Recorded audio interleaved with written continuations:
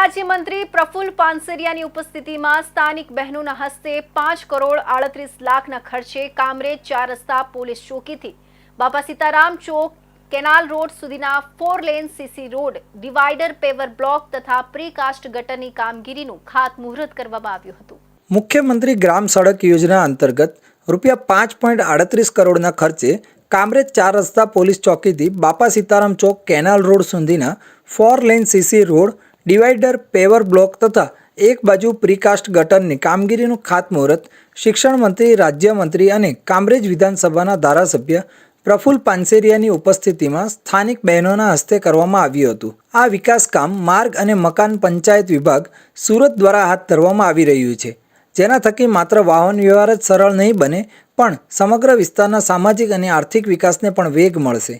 વચ્ચે ડિવાઈડર પણ છે। આ વચ્ચે ડિવાઈડરમાં વૃક્ષ અને લાઇટના પોલ એટલે સ્ટ્રીટ લાઇટ થશે અને જે પછીનો બાકીનો વિસ્તાર હશે, જ્યાં જ્યાં માટીવાળો ભાગ હશે ત્યાં સંપૂર્ણપણે આપણે પેવર બ્લોક નાખી આ રોડ સંપૂર્ણપણે સુરત શહેરનો હોય એની કરતાં પણ સારો કરવાનો। પાનસેરિયાએ જણાવ્યું હતું કે આ રોડ કામરેજની પ્રગતિનું પથદર્શન છે।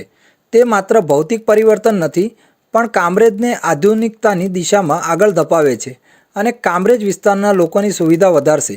ઇન્ફ્રાસ્ટ્રક્ચરના માધ્યમથી ગામડાની ગતિશીલતામાં વધારો થાય છે અને વિકાસના દરવાજા ખુલે છે।